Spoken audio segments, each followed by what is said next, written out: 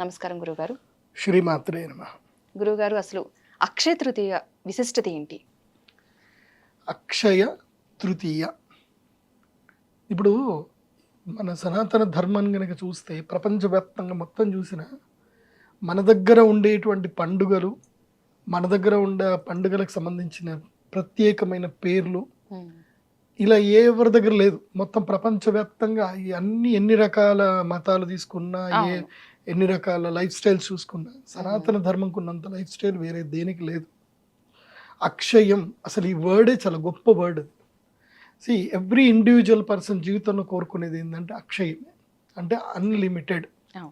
So unlimited plus there is no end.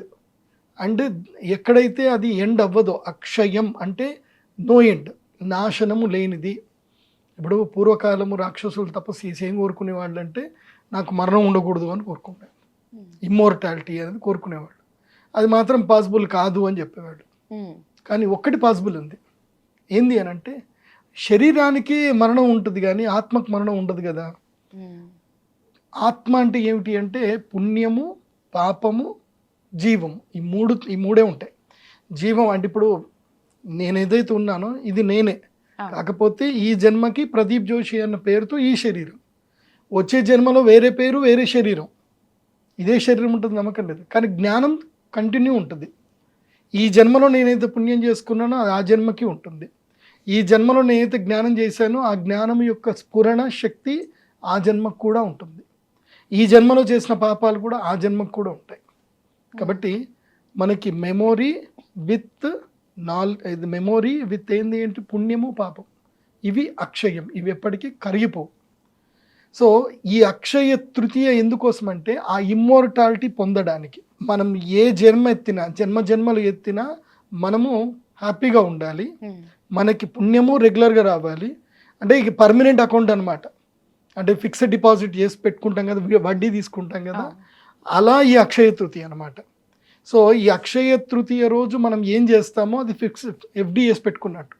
నువ్వు ఎన్ని జన్మలెత్తు, ఎన్ని శరీరాలు పో, ఎటన్న పో, ఈ పుణ్యం మాత్రం నీకు వడ్డీలాగా వస్తూనే ఉంటుంది అనమాట. అందుకే అక్షయం న క్షయతి ఇది అక్షయం.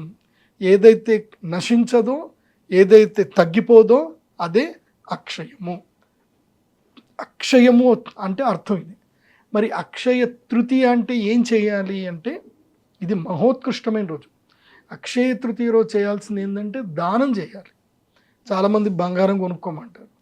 బంగారం కొనుక్కోని ఎక్కడా లేదు. అక్షయ తృతీయ రోజు చేయాల్సింది ఏంటంటే పుణ్యం చేయాలి, పుణ్యకార్యం చేయాలి. నువ్వు కొనుక్కుంటే పుణ్యం వస్తుందా? రాదు కదా. ఎవరికైనా ఒక సంతోషకరమైన ఒక పని చేస్తే పుణ్యం వస్తుంది. కడుపు నింపావు, మంచి ఒక జీవికి, ఒక ఆవుకో లేకపోతే పక్షులకో, ప్రతి ఒక్క మనిషికి, ప్రతి ఒక్క ప్రాణం ఉన్న ప్రతి ఇండివిజువల్ పర్సన్కి ఎప్పుడూ నశించేది ఏమిటి అంటే ఆకలి. ఎప్పుడు పుడుతూనే ఉంటుంది కదా. ఇవాళ అన్నం తిన్నాము, ఇప్పుడు పొద్దున అన్నం తిన్నాం, మళ్ళీ నెక్స్ట్ పొద్దునటికి ఆకలి అవుతుంది కదా, గ్యారంటీగా అవుతుంది. 24 గంటల్లో నువ్వు ఎంత ఓపిక పట్టినా మినిమం 6 గంటల్లో మళ్ళీ ఆకలి అవుతుంది. సో ఆకలి అనేది నశిస్తుందా? నశించదా?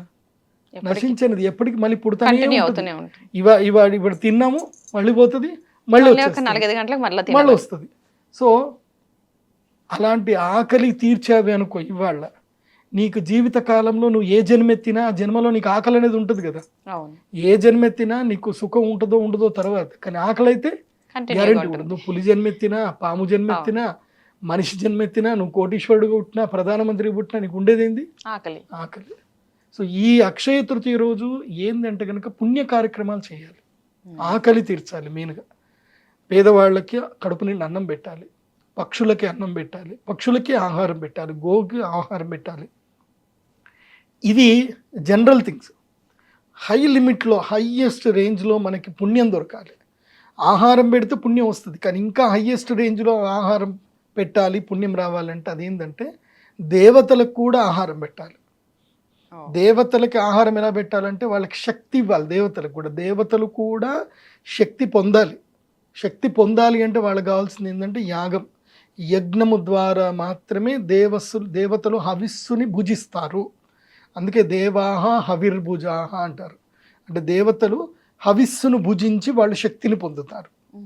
దేవతలకు కూడా శక్తి కావాలి. మనుషులకి మనం అన్నం ఎట్లా తింటే మనకు శక్తి వస్తుందో, మనము యజ్ఞము ద్వారా, మంత్రముల ద్వారా యజ్ఞమునకు ఏదైతే హవిస్సు నివేదిస్తామో దానివల్ల దేవతలు సంతృప్తి పొందుతారు.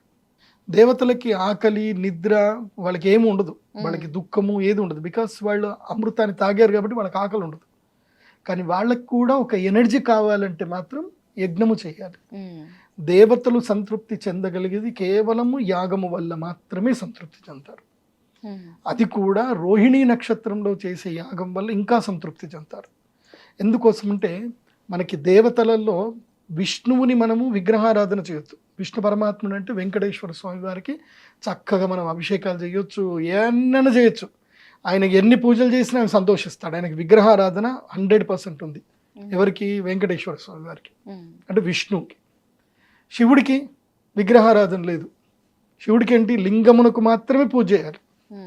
శివుడికి మనము ఉత్సవాలు చేసినప్పుడు శివయ్యను మనం ఒక విగ్రహంలాగా ఆయన్ని కొలుస్తాం, కానీ అది ఆగమం కాదు. శివయ్య అంటే ఏంటంటే లింగమే. శివలింగానికే పూజ చేయాలి, శివలింగంకే అభిషేకం చేయాలి. మరి బ్రహ్మదేవుని ఎలా పూజించాలి? మరి అంటే యజ్ఞము ద్వారా మాత్రమే పూజించాలి. బ్రహ్మకి విగ్రహారాధన లేదు, ఆయనకి లింగము లేదు, విగ్రహం లేదు, ఏం లేదు. ఆయన నిరాకార తత్వ బ్రహ్మస్వరూపం అంటారు. ఆయనకి యజ్ఞం ద్వారానే పూజించాలి. ఆయన యొక్క నక్షత్రం ఏమిటంటే రోహిణీ నక్షత్రం. ఆ రోహిణీ నక్షత్రము అక్షయ తృతీయ వస్తే ఇంకా అన్లిమిటెడ్. ఇంకా రోహిణి అంటే అర్థం ఏంటంటే పెరగడము. అక్షయ తృతీయ రోజు ఏదైతే పూజ మనం చేస్తామో, ఏదైతే యాగం చేస్తామో దాని యొక్క అక్షయం, దాని యొక్క ఫలితం నశించదు. రోహిణీ నక్షత్రం కాబట్టి ఇంకా పెరుగుతూ ఉంటుంది తప్ప తరగదు అని అర్థం. కాబట్టి ఈ సంవత్సరము అక్షయ తృతీయ రోహిణీ నక్షత్రం రోజు వస్తుంది. ఏప్రిల్ 30వ తారీఖు 2025 వైశాఖ శుద్ధ తదియ, అంటే 29 నాడు కూడా తదియ గడియలనే, కాకపోతే మధ్యాహ్నం తర్వాత. కాబట్టి 29వ తారీఖు సాయంత్రం మొదలు 30వ తారీఖు మధ్యాహ్నం 12 గంటల వరకు తదియ గడియలు ఉన్నాయి. అంటే ఏప్రిల్ 30వ తారీఖే అక్షయ తృతీయ. ఆ రోజు విశేషంగా ఎర్లీ మార్నింగ్ తెల్లవారుజామున 3 గంటల నుంచి, అంటే బ్రాహ్మీ ముహూర్తం అని ఉంటుంది, 3:30 నుండి 6 గంటల వరకు, ఆల్మోస్ట్ 7 గంటల వరకు ఒక దివ్య ముహూర్తం ఉంటుంది. సూర్యోదయం వరకు దివ్య ముహూర్తం ఉంటుంది. ఆ ముహూర్తంలో దేవతలకి హవిస్సు నివేదన చేసి దివ్యమైన వేద మంత్రములతో, బీజాక్షర మంత్రములతో హవిస్సు నివేదన చేస్తే ఇంకా వాళ్ళ జీవిత కాలానికి సరిపడా పర్మనెంట్ అకౌంట్ సెటిల్ అయిపోయినట్టు ఇంకా వాళ్ళకి. కాకపోతే యజ్ఞము చేయాలి, కానీ యజ్ఞం ఫలితాన్ని కూడా చాలామంది ఏం చేస్తారంటే యజ్ఞ ఫలితాన్ని పండ్ల రూపంలోనో అక్షంతలు వేసే ఇస్తారు. అలా ఇవ్వకూడదు. యంత్రము, మంత్రము, తంత్రము ఈ 3 కలిస్తేనే పరిపూర్ణం. ఈ మూడిట్లో ఏ ఒక్కటి మిస్ అయినా పరిపూర్ణత లేదు. మంత్రం ఉంటుంది. మంత్రం అంటే వేద మంత్రాలు చదువుతారు, అయ్యగారులు చదువుతారు, బ్రాహ్మణులు చదువుతారు, వేద బ్రహ్మణులు. తంత్రము అంటే ఏంటంటే హవిస్సు నివేదన చేయడము, పూజ చేయడం, గణపతి పూజ చేయడము, గౌరీ పూజ చేయడము, తర్వాత యజ్ఞ కార్యక్రమం చేయడము, ప్రదక్షిణ చేయడము, తర్వాత కొన్ని ముద్రలు ఉంటాయి, ముద్రలన్నీ చూపించడం, ఇవంతా కూడా తంత్రం. ఈ తంత్రము తెలిసిన కూడా గురువుజీ ఉండాలి, మంచి గురువు గారు ఉండాలి. ఎవరు పడితే వాళ్ళు చేయడానికి ఉండదు తంత్రం. సో యంత్రము, తంత్రము ఉంటుంది, మంత్రం ఉంటుంది. ఈ రెండిటి యొక్క శక్తి, మంత్రం చదివారు, తంత్రం చేశారు, మళ్ళీ శక్తి నిక్షిప్తం ఎక్కడ చేయాలి? ఎక్కడైనా ఎనర్జీ స్టోర్ చేయాలి కదా. ఎక్కడ స్టోర్ చేయాలంటే యంత్రంలో స్టోర్ చేయాలి. ఎనర్జీ నువ్వు స్టోర్ చేయకుండా అట్లాగే వదిలేసావనుకో, నువ్వు పూజ చేసినంతసేపు నీ శరీరంలో ఎనర్జీ ఉంటుంది, ఒక 40 రోజుల ఎనర్జీ ఉంటుంది. మన శరీరంలో కూడా చక్రాస్ ఉంటాయి, అవి ఒక 40 రోజుల వరకు మన శరీరం అది హోల్డ్ చేస్తుంది. కానీ 40 రోజుల తర్వాత ఆ శరీరం, మనం అక్కడ ఇక్కడ తిరుగుతాం కదా, శ్మశానం పోతాము, లేకపోతే ముట్టైన ముడతాము, లేకపోతే మనం ఆఫీస్ పోతాం, వాళ్ళ ఇంట్లో ఎవరో కూడా చనిపోయి ఉంటారు, అదే మైలుతోటి వస్తాడు, మనం అందరికీ ఆఫీస్ రావద్దు, నన్ను ముట్టొద్దని చెప్పలేంగా. సో మాంసం తింటాం, ఏదో ఒకటి చేస్తాం, ఎనర్జీస్ పోతా ఉంటాయి. కానీ ఎవ్రీడే ఆ ఎనర్జీ మనకు రావాలంటే మన ఇంట్లోకి ఆ యంత్రం తెచ్చిపెట్టుకోవాలి, ఎనర్జీ స్టోర్ చేసుకొని. ఆ యంత్రం ముందు కూర్చొని దీపం పెట్టుకొని ప్రతిరోజు ధ్యానం చేసుకున్నాం అనుకోండి, డైలీ మనకి ఎనర్జీ వస్తూ ఉంటుంది. అప్పుడప్పుడు మనకి ఎవ్రీ డే టైంలోనూ కూడా మనం ప్రతిరోజు ఒక మూడ్లో ఉండం కదా. ఎవ్రీ మంత్లో ఒక 3 రోజులు, 4 రోజులు, ఒక వారం రోజులు ఎప్పుడో ఒకసారి మూడ్ అవుట్ అవుతుంది. ఇంట్లో వాళ్ళ మీద గట్టిగా అరుస్తాము, ఏదో ఒకటి చేస్తాం. సో నెగిటివ్స్ ఆర్ మన జీవితంలో ఎక్కడో ఏదో ఒక రూపంలో వస్తూనే ఉంటుంది. అలాంటి నెగిటివ్స్ వచ్చినా దానివల్ల మనకి నెగిటివ్ రాకుండా ఉండడానికి మనకి యంత్రాలు చాలా కీలకం. అందుకే పూర్వకాలంలో దేవస్థానం లోపల యంత్రాలు ఉండేటివి, గొప్ప గొప్ప వాళ్ళ ఇండ్లలో మాత్రమే యంత్రాలు ఉండేటివి. ఎందుకోసం అంటే దే మేడ్ ద లిమిటేషన్. ఎందుకోసం అంటే కొంతమందికి స్వార్థం ఉండేది, ఇప్పుడు అది లేదు. ఇంకా మేము అందరికీ అది ఇస్తున్నాం. ఇప్పుడు చిన్న జీయర్ స్వామి వారు ఎవరైతే జీయర్ స్వామి వారు ఎప్పుడైతే వచ్చారో, రామానుజాచార్యులు వచ్చారో, వచ్చినప్పుడే అందరికీ నారాయణ మంత్రం బయటకు వచ్చింది. అంతకుముందు లేదా అంటే నారాయణ మంత్రం ఉంది కానీ అందరికీ తెలియదు. ఆయన గట్టిగా వచ్చి ఓం నమో నారాయణాయ అని అందరికీ అష్టాక్షరి మంత్రం నేర్పించేశాడు ఆయన. కాబట్టి ఇవాళ మనందరికీ అష్టాక్షరి మంత్రం ఏందో మనకు తెలిసిందే. ఆది శంకరాచార్యులు వచ్చారు, అందరికీ పంచాక్షరి మంత్రం నేర్పించారు. ఆయన రాకపోయి ఉంటే పంచాక్షరి మంత్రం ఎవరికి వచ్చేది కాదు. అట్లాగే శ్రీమన్ మధ్వాచార్యుల వారు వచ్చారు, కృష్ణతత్వాన్ని, భగవతత్వాన్ని, భగవంతుని యొక్క సేవాశక్తిని మనకి తెలియజేశారు మధ్వాచార్యుల వారు. ఆయన వచ్చి చెప్పకపోతే వాళ్ళందరికీ మనకేం తెలిసేది కాదు, భగవంతుని యొక్క శక్తి ఏంటిదో మనకు తెలిసేది కాదు. కాబట్టి ప్రతి ఒక్కరూ వాళ్ళ వాళ్ళ శక్తిని వాళ్ళు ఇచ్చారు. సో నేనేం చేస్తున్నాను అంటే, ఇప్పుడు కలికాలం, కలి అంటేనే కష్టం. కలికాలంలో మనుషుల యొక్క శక్తులు అన్నీ నిర్వీర్యమైపోతాయి. అలాంటి కలికాలంలో మనుషులకి ఎనర్జీస్ రావాలి అని అంటే ఒక 3 ముహూర్తాలు ఉంటాయి.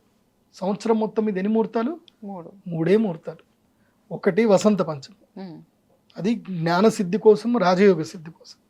రెండవది అక్షయ తృతీయ, ధనయోగము, జ్ఞానయోగము, తర్వాత రాజయోగము, అన్నిటికీ అక్షయ తృతీయ. Akshaya Tritiya top number 1. ఇంకా దాని తర్వాత వచ్చేది ధనత్రయోదశి, సంపద, లక్ష్మీ అనుగ్రహము, ప్యూర్ సంపద కలగాలి అని అంటే ధనత్రయోదశి. ప్యూర్ నాలెడ్జ్ ఏది? రాజయోగము, రాజశ్యామల యాగం ఏది? వసంత పంచమి. హోల్ కాంబినేషన్ కావాలి అని అంటే అక్షయ తృతీయ. జ్ఞానము రావాలి, సంపద రావాలి, శక్తి కావాలి, అన్ని కావాలంటే అక్షయ తృతీయ. కాబట్టి అక్షయ తృతీయ రోజు మహాలక్ష్మి యాగం చేయాలి.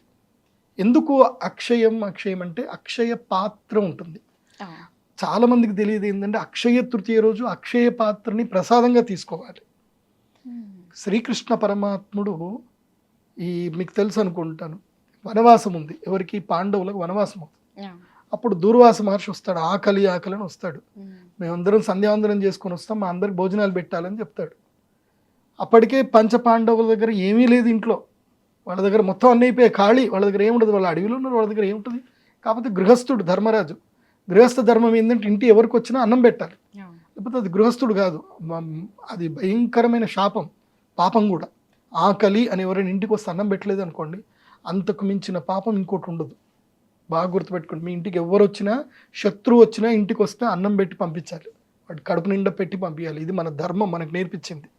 కాబట్టి అందుకే ఇప్పుడు సిక్కులలో కూడా, ఇప్పుడు మీరు కేసరి మూవీ చూడండి, అందులోపల సిక్కులు వాడు యుద్ధం చేస్తారు, చంపుతారు, కానీ వాళ్ళు ఆఖరికి చివరి ప్రాణం పోతున్నప్పుడు వాళ్ళందరికీ నీళ్లు సర్వ్ చేస్తారు. ఈవెన్ దో వాళ్ళు చంపినా కానీ, వీళ్ళని పొడుస్తున్నా కానీ దే డొనేట్ ద వాటర్, వాళ్ళకి నీళ్ళు ఇస్తారు.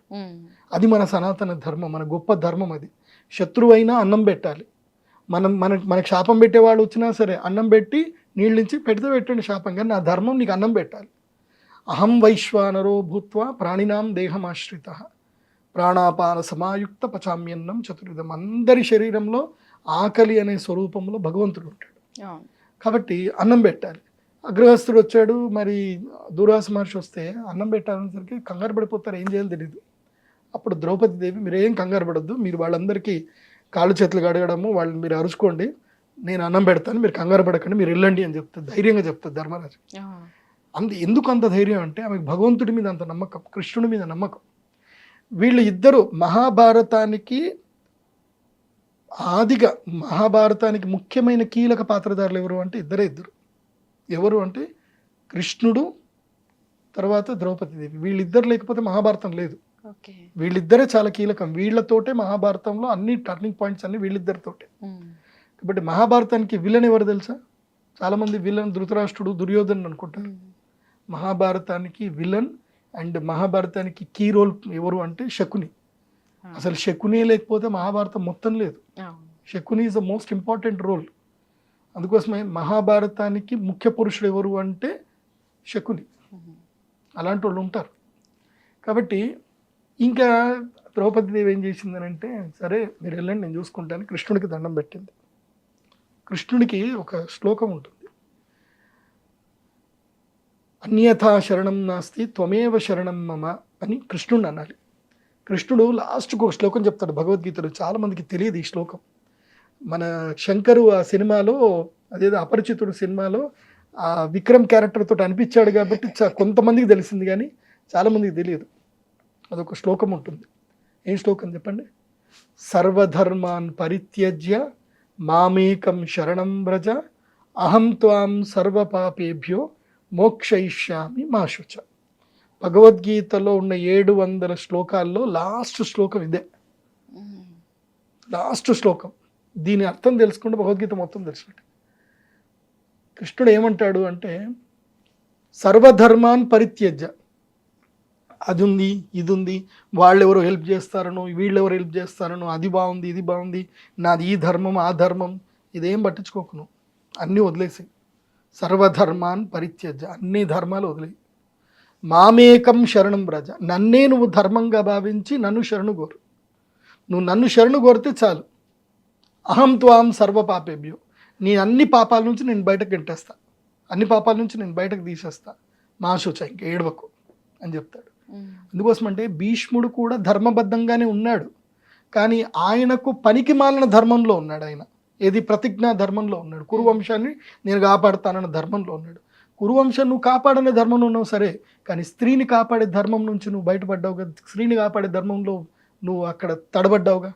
ద్రోణాచార్యుడు కానీ, కృపాచార్యుడు కానీ, అశ్వత్థామ కానీ, కర్ణుడు కానీ, ధృతరాష్ట్రుడు తప్ప కర్ణుడు కానీ, వీళ్ళందరూ కూడా తమకు మాలిన ధర్మంలో ఉన్నారు తప్ప కృష్ణుడే అక్కడ ఉన్నాడు, కృష్ణుడే ధర్మం అని వాళ్ళు భావించలే.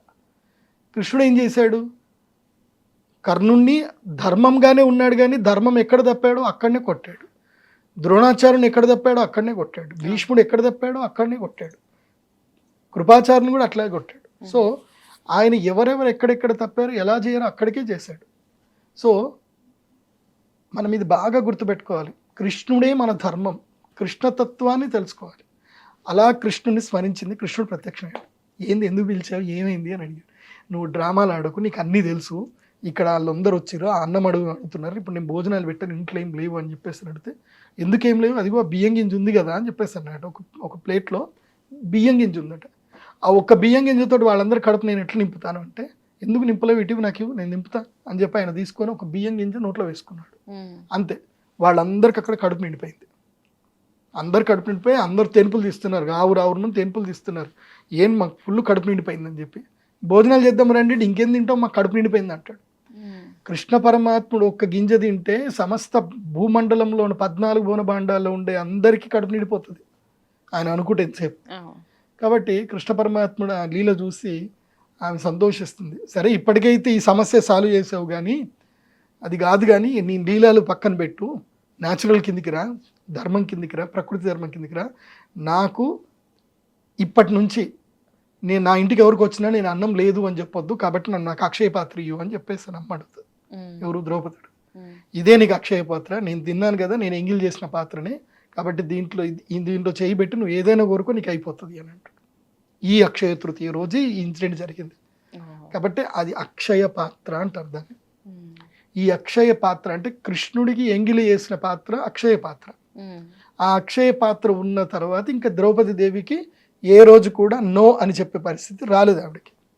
అట్లాగే మనము కూడా మనందరం ఇండ్లలో ఉంటాం కదా, మనకు కూడా నో అని చెప్పే పరిస్థితి మనకు రావద్దు. ఆ రావద్దు అని అంటే మన ఇంటికి కూడా అక్షయ పాత్ర కావాలి.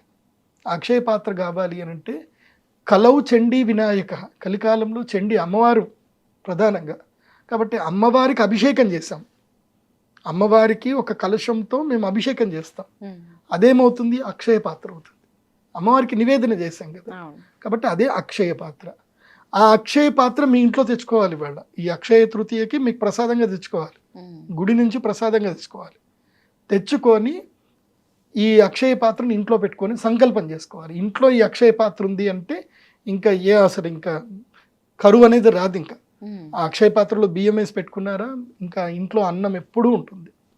సో ఏదైనా సంకల్పం చేసుకోవాలి. అక్షయ పాత్ర నీళ్లు పెట్టి పైన కొబ్బరికాయ పెట్టేసి నేను ఇల్లు కట్టుకోవాలని సంకల్పం చేయండి, ఇల్లు అయిపోతుంది. మీ కూతురు పెళ్లి చేయాలి, అదే అక్షయ పాత్ర దగ్గరనే నీళ్లు పెట్టి కొబ్బరికాయ పెట్టి చేయబెట్టి నా కూతురు పెళ్లి చేయాలి అని చెప్పి మీరు కోరుకోండి, కోరికలు నెరవేరుతాయి. అక్షయ పాత్ర మీ ఇంటికి రావాలి. మేమేం చేస్తాము అంటే ఈ అక్షయ తృతీయ రోజున 1008 అక్షయ పాత్రలు సిద్ధం చేస్తాం. 1008 అంటే మొత్తం కలిపిస్తే సంఖ్య 9. అల్టిమేట్ సంఖ్య ఎప్పుడు 9. కాబట్టి 1008 అక్షయ పాత్రలు పెట్టి లలితా సహస్రనామంలో ఒక్కొక్క పేరు, అమ్మవారి పేర్లు ఉంటాయి కదా, శ్రీమాత, శ్రీ మహారాజ్ఞి, శ్రీమత్ సింహాసనేశ్వరి, చిదగ్నికుండ సంభూత, దేవకార్య సముద్యత, అలా అమ్మవారి ఒక్కొక్క నామము ఒక్కొక్క కలశం మీద రాసి పెడతాం. అలా 1000 కలశాలకు 1000 నామాలు ఉంటాయి. మీకు ఏ కలశం వచ్చిందో ఆ నామంతో అమ్మవారు మీ ఇంటికి వచ్చినట్లు లెక్క. అంటే మీ ఇంట్లో అక్షయ పాత్ర ఉంది. ఇప్పుడు చెప్పండి, అక్షయ పాత్ర ప్రతి ఒక్కరి ఇంట్లో ఉండాలా ఉండకూడదా? ఉండాలి. అక్షయ పాత్ర అంటే అక్షయ కలశం. ఆ అక్షయ కలశము ప్రతి ఒక్కరి ఇంట్లో పూర్ణ కలశం ఉండాలి. ఆ సంకల్పంతో ఈ అక్షయ తృతీయ రోజున మా శ్రీచక్రపీఠంలో మేమేం చేస్తున్నామంటే పూర్ణ కలశాలతోటి సహస్ర కుంభాభిషేకం చేస్తున్నాం. అట్లాగే తెల్లవారుజామున 30వ తారీఖు తెల్లవారుజామున ఇందాక చెప్పాను కదా, దేవతలని సంతృప్తి పరచాలంటే అవిస్సు చేస్తాం, యాగం చేస్తున్నాం. అప్పుడు అందరికీ యంత్రం ఇస్తాం. సో అక్షయ తృతీయ రోజు ప్రతి ఒక్కరు చేయవలసింది ఏంటంటే యాగం చేయాలి.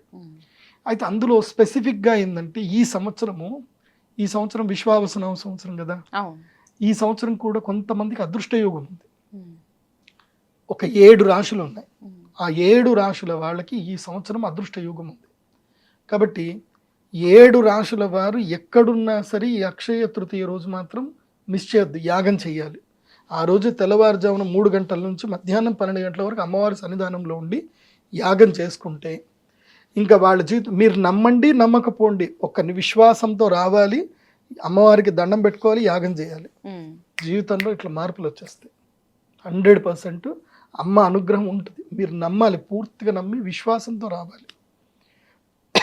గురుగారు చెప్పింది జరుగుతుందా జరగదా దాని గురించి డౌట్ పెట్టుకోవాలి. రావాలి, భగవంతుని సేవ చేయాలి. సేవా దృక్పథంతో వచ్చి యాగ నివేదన చేస్తారనుకోండి, లైఫ్ మారిపోతుంది. ఆ 7 రాశులు ఏవో చెప్తాను, జాగ్రత్తగా నోట్ చేసుకోండి. నంబర్ 1 వృషభ రాశి, నంబర్ 2 సింహరాశి, 3 తులారాశి, నెక్స్ట్ ధనుస్సు రాశి, తర్వాత మకర రాశి, తర్వాత కుంభరాశి. 6 రాశులు అయిపోయాయి. తర్వాత ఇంపార్టెంట్ ఇంకో రాశి ఏంటంటే కన్యా రాశి. ఈ 7 రాశుల వాళ్ళు ఈ అక్షయ తృతీయ రోజు శ్రీ మహాలక్ష్మి యాగం తప్పకుండా చేసుకోవాలి. చేసుకుంటే వీళ్ళకి రాజయోగం. ఓకే, ఇంకా మిగతా రాశుల వాళ్ళు ఉన్నారు, అందులో వాళ్ళు కూడా వస్తే మంచిది. కానీ వాళ్ళకి రాజయోగం వస్తుంది, అమ్మ అనుగ్రహం ఉంటే ఎవరికైనా వచ్చేస్తుంది, దాంట్లో పెద్ద ఇబ్బంది ఏం లేదు. అదే అక్షయ తృతీయ గొప్పతనం. కాకపోతే అరిష్టాలు రాకుండా ఆగిపోతాయి మిగతా రాశులకు. ఎందుకోసం అంటే కుంభరాశికి, మీన రాశికి, మేషరాశికి ఏలినాటి శని ఉంది. కర్కాటక రాశి వారికి ఏమో అష్టమ శని పోయింది. కర్కాటక రాశి వారికి అష్టమ శని పోయింది. సింహరాశి వారికి అష్టమ శని ఉంది. ఆ అష్టమ శని ఇబ్బందులు సింహరాశి వారికి కలగొద్దు అంటే వాడు రావాలి తప్పకుండా. సో శని కొంతమందికి మంచిగా లేడు, గురు బాగా ఉన్నా శని బాగలేడు. కాబట్టి కుంభ, మీన, మేషరాశి వాళ్ళు కూడా వస్తే మంచిది. మిథున్ రాశి వారు, కర్కాటక రాశి వారు, వృశ్చిక రాశి వారు కూడా వస్తే మంచిది. కాబట్టి వీళ్ళందరూ కూడా కలిసి యాగం చేసుకోండి. అక్షయ తృతీయ రోజు రండి, మీకు జన్మధన్యం అవుతుంది. ఇంకొక విషయం తెలుసా, ఇందాక మనం ఆ కథ చెప్పుకున్నాం, ఏది ద్రౌపది దేవి కథ చెప్పుకున్నాం, ఏది అక్షయ పాత్ర. మరి ఆ అక్షయ పాత్ర ద్వాపర యుగంలో ఉన్న అక్షయ పాత్ర ఈ కలియుగంలో ఎక్కడుందో తెలుసా మీకు? ఇప్పటికీ ఉంది అక్షయ పాత్ర. అక్కడ నిత్యము అన్నదానం జరుగుతూనే ఉంటుంది. ఇప్పుడు కాదు, గత 700 సంవత్సరాల నుంచి ఆ క్షేత్రంలో అన్నదానం నిత్యము జరుగుతూనే ఉంది. ఎక్కడ తెలుసా? ఆ ఉడిపి క్షేత్రంలో సాక్షాత్తు శ్రీకృష్ణ పరమాత్ముడే మధ్వాచార్యుల వారి చేతికి అక్షయ పాత్ర ఇచ్చారు. అక్కడ అక్షయ పాత్ర ఇచ్చి శ్రీమన్ మధ్వాచార్యుల వారు ఇక్కడ అనునిత్యము అన్నదానం జరగాలి అని చెప్పి అష్టమఠముల యొక్క ప్రతిష్టాపన చేశారు. అష్టమఠ ప్రతిష్టాపన చేసి అక్కడ శ్రీమన్ మధ్వాచార్యుల వారు కృష్ణ ప్రతిష్టాపన చేసి అక్కడ వరుణుణ్ణి కూడా ఆదేశించడం జరిగింది. వరుణుని ఏం ఆదేశించారంటే ఈ ప్రాంతంలో కరువు రావద్దు, ఇది మంగళూరు ఉడిపి ఆ క్షేత్రంలో కరువు అనేది రాకూడదు, ఇక్కడ ఎప్పుడు నీళ్లు దొరకాలి, ఇక్కడ ఎప్పుడు అన్నదానం జరగాలి ఆయనే అని శ్రీమన్ మధ్వాచార్యుల వారు, సాక్షాత్తు ఆయన భావి బ్రహ్మ హనుమద్ భీమ మధ్వ స్వరూపాలు. అంటే హనుమంతుల వారు, భీముల వారు, మధ్వాచార్యుల వారు ముగ్గురు ఒకళ్ళే, వాయుదేవులు అంటారు. ఆ వాయుదేవుల వారు అక్కడ ప్రతిష్టాపన చేశారు. అందుకే ఉడిపి హిస్టరీలో చూస్తే సైక్లోన్స్ లేవు అక్కడ. తుఫాన్ లేదు, కరువు లేదు, ఏమీ లేదు. 700 సంవత్సరాలు ఉడిపి హిస్టరీ చూస్తే కరువు అనేది లేదు. అక్కడ అన్నదానంకి నో అనేది ఉండదు. ఒక్క ఏకాదశి తప్ప ఏ రోజు ప్రతిరోజు అన్నదానం జరుగుతుంది అక్కడ. అక్కడ అన్నానికి కరువు ఉండదు. కాబట్టి అంత గొప్ప క్షేత్రం. అందుకే అక్షయ పాత్ర అక్కడ ఉంటుంది. మీ జీవితంలో మీకు ఎంత పెద్ద కష్టమైనా ఉండని 1,00,000 రూపాయలు మీరు అక్కడ ఉడిపి క్షేత్రంలో వెళ్ళి ఆ మధ్వపీఠంలో ఉడిపి కృష్ణ మఠానికి వెళ్ళి డొనేషన్ చేశారనుకోండి, నీ జీవిత కాలానికి నీ కరువు రాదు ఇంకా. ఎందుకోసం అంటే నీ పేరు మీద రోజు అక్కడ అన్నదానం జరుగుతూనే ఉంటుంది ఇంకా. సో ఇంకా అక్షయం అంటే నీకు ఏదైతే చేస్తారో అక్కడ అక్షయం అనమాట. అందుకే అక్షయ పాత్ర ఉన్నటువంటి పీఠం ఏమిటంటే ఉడిపి శ్రీకృష్ణ మఠం. అక్కడ ఇప్పటికీ అన్నదానం జరుగుతూనే ఉంటుంది. అందుకే నేను మీ అందరికీ చెప్పేది ఏంటంటే, మీ జీవిత కాలములో తప్పకుండా దర్శించవలసిన క్షేత్రం ఉడిపి క్షేత్రం.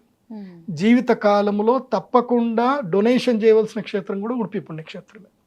ఎందుకోసమంటే ఎన్ని జన్మలు మారినా, ఏ జన్మ ఎత్తినా మానవ జన్మకి ఎప్పుడూ అవసరపడేది ఏంటంటే ఆకలి. ఏ జన్మైనా ఎత్తు నువ్వు, నీకు ఎప్పుడు ఉండేది ఏంది? ప్రతి జన్మలో నీతో పాటు వచ్చేది ఏంది? ఆకలి. సో ఏ జన్మలో అయినా నీకు అన్నం దొరకాలి అని అంటే ఈ జన్మలో నువ్వు అన్నదానం చేయాలి. అలా అన్నదానం చేసే, నువ్వు అన్నదానం చేయకపోయినా అన్నదానం చేసే క్షేత్రంలో అయినా సరే నీ కర్మఫలాన్ని ధన రూపంలో వెళ్ళి అక్కడ నువ్వు వెచ్చించాలి. వెచ్చిస్తే అయిపోతుంది, చూడండి జీవితం మారుతుంది. అయితే చాలా మందికి ఏంటంటే ఒక సందేహం వస్తుంది, ఈ అక్షయ తృతీయ రోజు మేము యాగం చేసుకోలేము, మా దగ్గర డబ్బులు లేవు. ఉంటాయి, తాగడానికి డబ్బులు ఉంటాయి, తిరగడానికి డబ్బులు ఉంటాయి, కానీ యాగం చేసుకోవడానికి డబ్బులు రావు, పోతాయేమో అని ఫీలింగ్ వస్తుంది. అలా ఫీలింగ్ వచ్చేటోళ్ళు కూడా చెప్తారు. ఎందుకోసం అంటే కొంతమందికి భావదారిద్ర్యం అనేది ఒకటి ఉంటుంది. ఏంటి భావదారిద్ర్యం అంటే వాడి దగ్గర ఎంత డబ్బులు ఉన్నా ఏమొస్తుందిలే అన్న ఆలోచన ఉంటుంది. నేను వాళ్ళకు కూడా చెప్తున్నా, ఇలాంటి మంచి రోజు ఏం చేయండి అంటే వెళ్ళి దేవాలయ సేవలు చేయండి. మీ దగ్గర డబ్బులు లేవు అనుకుంటే ఏదైనా ఒక గుడికి వెళ్ళండి, గుడిలో వెళ్ళి గుడిలో మొత్తం బూజు దూల్పండి, గుడి మొత్తం కడగండి, గుడిలో స్వామివారి పాత్రలన్నీ క్లీన్ చేయండి, అమ్మవారి దేవస్థానం ఉండే పాత్రలు ఇవన్నీ క్లీన్ చేయండి. చేసి అలా సేవ చేయండి. వీలైతే ఏదైనా దేవస్థానానికి వెళ్ళి పులిహోరను ఏదో చేసి అందరికీ అన్నదానం చేయండి అక్షయ తృతీయ రోజు. అక్షయ తృతీయ రోజు చేయవలసింది అన్నదానం. లేదంటే అక్షయ తృతీయ రోజు విద్యాదానం చేయండి. ఏదైనా స్కూల్కి వెళ్ళండి. ఇప్పుడు కొంతమంది నమ్మరు, దేవుణ్ణి నేను నమ్మను అంటారు. నువ్వు దేవుణ్ణి నమ్మకపోతే సంతోషమే, నువ్వు విద్యనైతే నమ్ముతావు కదా. కాబట్టి విద్యాలయానికి వెళ్ళు, పేద పిల్లలందరికీ కూడా పుస్తకాలు డొనేషన్ చేయండి. పేద పిల్లలకి అన్నం పెట్టండి. ఒక టెంపుల్కి వెళ్ళి అక్కడ అందరికి అన్నం పెట్టండి. లేదంటే ఇప్పుడు ఎండాకాలం వస్తుంది, చాలా మంది స్కూల్కి పిల్లలు చెప్పులు లేకుండా, షూస్ చెప్పులు లేకుండా బేర్ ఫుట్ తోటి నడుచుకుంటూ వెళ్ళే పిల్లలను చాలా మందిని చూశాను నేను. అలాంటి గుడికి వెళ్ళి చెప్పులు డొనేషన్ చేయండి. మీరు దేవుణ్ణి నమ్మరు, ధర్మం నమ్మరు అంటే ఇదైనా నమ్మండి కదా. ఎండలో నువ్వు బేర్ ఫుట్ తోటి వెళ్తే నీ కాళ్ళు కాలుతాయి కదా. సో ఆ పిల్లాడి కాళ్ళు కాలుతాయి కాబట్టి ఆ పిల్లలకి చెప్పులు డొనేషన్ చేయండి. అక్షయ తృతీయ రోజు నువ్వు ఏది డొనేషన్ చేస్తే అంటే ఎవరికైతే ఏ దుఃఖము నుండి ఏ బాధ నుంచి నువ్వు విముక్తి కలిగిస్తావో. చాలా గొప్పగా వివరించారు గురుగారు. నిజంగా చాలా మంది తెలియకపోవచ్చు ఈ అంశాలు. మాక్సిమం అందరూ ఏమనుకుంటారంటే అక్షయ తృతీయ అంటే ఏదో గోల్డ్ కొనుక్కొని తీసుకురావాలి, మన ఇంటికి వస్తుంది కదా, ప్రతి ఒక్కరు బంగారం మీదే పడతారు. అక్షయ తృతీయ రాగానే ఉన్న రోజులు కొంటారో లేదో తెలియదు, కానీ ఆ ఒక్క రోజు మాత్రం అప్పు చేసినా సరే కొనడానికి వెళ్తూ ఉంటారు. అది ఎంతవరకు నిజమనే తెలియదు. బంగారం కొనవలసిన రోజు ఏంటంటే గురువారము పుష్యమి నక్షత్రం వచ్చిన రోజు బంగారం కొనాలి. కొంటే నీకు అది అదృష్టాన్ని ఇస్తుంది. మా వంశ పారంపర్యంగా మేము బంగారం కొంటూనే ఉంటాం. గురువారం పుష్యమి నక్షత్రం వస్తే వెళ్ళి నేను బంగారం కొంటా, పక్కగా ఉంటాను నేను. గురువారం పుష్యమి నక్షత్రం వస్తే ఎక్కడైనా ప్రదీప్ జోషి గురూజీ మీకు ఏ బంగారం షాప్లో అయినా కనిపిస్తాడు. సో పక్కా నేను కొంటా. గురువారం పుష్యమి నక్షత్రం వచ్చిన రోజు కొనాలి. అక్షయ తృతీయ రోజు కూడా కొనొచ్చులే, మంచిదే, ఏముంటుంది, బంగారం కూడా నాశనం కాదు, అక్షయం కాదు, కొనుక్కో, ఏం కాదు. కాకపోతే అక్షయ తృతీయ రోజు చేయవలసింది దానం. అయితే ఈ సంవత్సరం ఏంటంటే అక్షయ తృతీయకి బంగారం కొనుక్కోండి, కానీ కొంచెమే కొనుక్కోండి. ఎందుకోసం అంటే ఈ సంవత్సరం అక్షయ తృతీయకి బంగారం ధర 1,00,000 రూపాయలు ఉంటుంది. 1,00,000కి రీచ్ అయిపోతుంది బంగారం ధర. కానీ బంగారం పడిపోతుంది, మళ్ళీ 88,000 బంగారం వస్తుంది. ఇది పాల పొంగు లాంటిది. ఈ ధర పెరగడం అంటే ఏంటంటే పాల పొంగులాగా. మీకు ఆషాఢ మాసం వరకు ఈ ధర పెరుగుతూనే ఉంటుంది. ఆషాఢ మాసం మొత్తం పడిపోయి 88,000 వస్తుంది బంగారం. 88, 92 ఈ మధ్యలోకి వచ్చి స్టేబుల్ అవుతుంది బంగారం రేటు. కాబట్టి కంగారు పడి ఇంత కొనకండి. ఏదో కొంచెం కొనుక్కుంటే కొంటే కొంచెం కొనుక్కోండి. ఎందుకోసం అంటే మళ్ళీ బంగారం రేటు పడిపోయింది అనుకోండి, అయ్యో ఊరికే కొనేసుకున్నాం అంటే మళ్ళీ పెరుగుతుందిలే, ఇంకో సంవత్సరం తర్వాత మళ్ళీ పెరుగుతుంది. కాకపోతే ఇప్పుడు ఏంటంటే ఇదంతా కొంచెం గ్రహస్థితులు బాగా లేవు కాబట్టి ఇప్పుడు కొంటే కొంచెం కొనుక్కోండి, లేదంటే అదేదో స్కీమ్ ఉంటుంది కదా, కొంచెం కొంచెం బంగారం కొనుక్కునే స్కీమ్ నెల ఉంటుంది నెల కదా. స్కీమ్స్. 11 నెలలు కట్టుకున్నాక అప్పుడు తరుగు మజూరికి మనం కట్టాల్సి వస్తుంది, జిఎస్టీ ఒకటి కడితే చాలు. అవునవును. అట్లాంటిది ఏమైనా ఉంటే కొనుక్కోండి. కాకపోతే ఆ, అదేదైతే వాళ్ళకి ఆర్బీఐ నుంచి అప్రూవల్ ఉన్న బంగారం షాప్లకే కొనండి. ఎవడు పడితే వాడు కొనుక్కుంటే వాడు షాప్ ఎత్తేస్తే ఉన్న డబ్బులు అన్ని పోతాయి. అవును. డబ్బులు ఎవరికి ఊరికే రావు. ఆ, సరే, మంచి వివరాలు అందించారు గురువు గారు, ధన్యవాదాలు. శ్రీమాత్రే.